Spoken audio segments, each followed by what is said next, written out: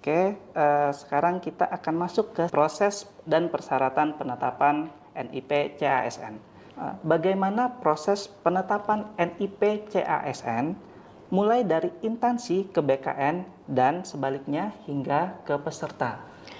Iya, baik. Usul penetapan NIP ya ke BKN, baik untuk instansi pusat ataupun instansi daerah, tentunya dari instansi sudah menyiapkan ya teman-teman sobat BKN sudah mengisi DRH, selesai kemudian baru akan dilanjutkan dengan usul penetapan NIP-nya. Tentunya semuanya yang melakukan ada dari instansi.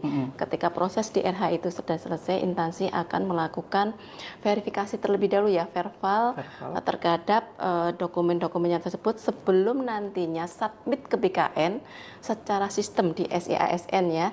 Nah, ketika instansi sudah submit ke BKN, nanti kami dari tim BKN baru akan bisa melakukan verifikasi validasi usul penetapan NIP yang dilakukan oleh instansi. Nah, tentunya di dalam kami melakukan verbal itu kami akan mencocokkan, memverifikasi validasi dokumen yang diunggah tadi dengan data usul yang diinput di SIASN ini sesuai atau tidak. Kalau data dokumen dan data usulnya itu sesuai, tentunya kami akan MS-kan sehingga kami akan segera terbitkan menjadi NIP-nya ya, terbitkan pertek NIP-nya.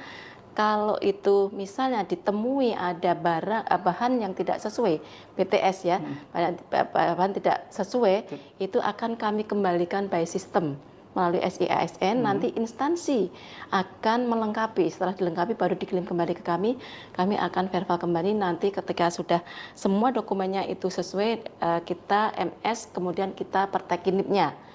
Secara sistem ketika sudah dipertekin NIP nanti ada tanda tangan, setelah ditandatangani nanti baru instansi segera dapat menindaklanjuti untuk melakukan pengangkatan sebagai CAS. Oke, nah pertanyaan lanjutan nih Bu, dokumen apa saja sih yang menjadi syarat utama untuk penetapan NIP?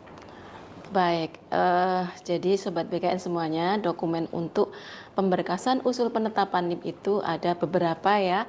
Yang pertama tadi pas foto belakang merah, kemudian ijazah dan transkrip nilai yang digunakan pada saat melamar, kemudian ada super 5 poin, itu ditandatangani ya dan bermeterai, kemudian ada SKCK, ada surat keterangan sehat jasmani, surat keterangan sehat rohani, kemudian ada surat keterangan bebas nafsa, ya kan?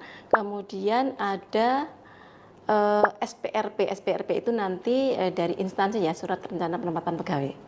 Jadi ada beberapa dokumen yang memang itu harus dilengkapi. Oke Bu. Nah Bu Titin, selama tahap proses usul NIP nih, masih bisa nggak sih menggugurkan status kelulusan peserta Bu? Iya, jadi kemungkinan itu masih ada Mas Edo.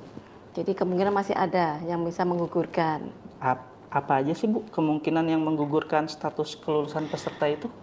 Jadi Sobat BKN semuanya ya, jadi tentunya bagi kalian yang sudah dinyatakan lolos ini tentunya tadi sudah disampaikan dari awal ya Mas Edo ya, bahwa semangat ya, selamat ya, sudah barangkali sudah ada yang syukuran, tetapi memang masih ada proses lagi yang harus dilalui, yaitu penetapan NIP, apakah bisa ditetapkan NIP-nya atau tidak.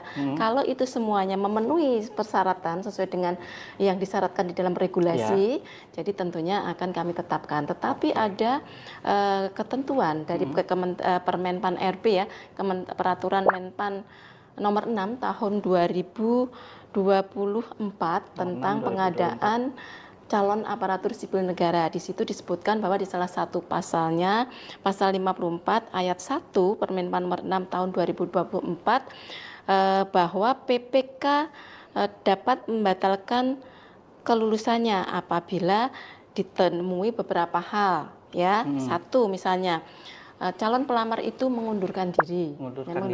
Itu kan bisa PPK membatalkan kelulusannya ya, karena tentunya ketika mengundurkan diri itu kan ada alasannya ya, kenapa mundur, seperti apa. Kemudian yang kedua, dianggap mengundurkan diri karena tidak menyampaikan kelengkapan dokumen dalam batas waktu yang telah ditentukan. Jadi ini instansi bisa menganggap bahwa dia dianggap mengundurkan diri karena kan tidak ada lengkap batas-batasnya tadi. waktu ya. Kemudian selanjutnya adalah terbukti kualifikasi pendidikannya tidak sesuai dengan penetapan kebutuhan yang dikeluarkan oleh Menpan. Oke.